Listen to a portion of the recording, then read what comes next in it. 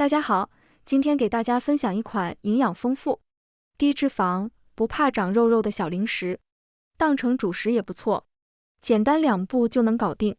准备200克即食燕麦片，10克黑芝麻，20克炒熟的花生米装进保鲜袋里，敲成颗粒状，不要特别碎。再加入120克酸奶，喜欢吃甜的可以加入适量的红糖，加1大勺淀粉，最后搅拌均匀。揪一块馅料，先团成一个圆球，然后压成小圆饼，饼子不要太厚。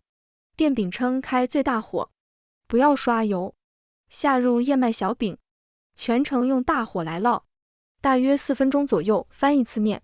这种饼干的表面不平整，烙制的过程中也不容易糊，大约需要10分钟左右就可以出锅。出锅以后放凉再吃，口感会带一些酥脆。大家都知道燕麦的热量很低，吃完易引起饱腹感，非常适合正在减肥的朋友。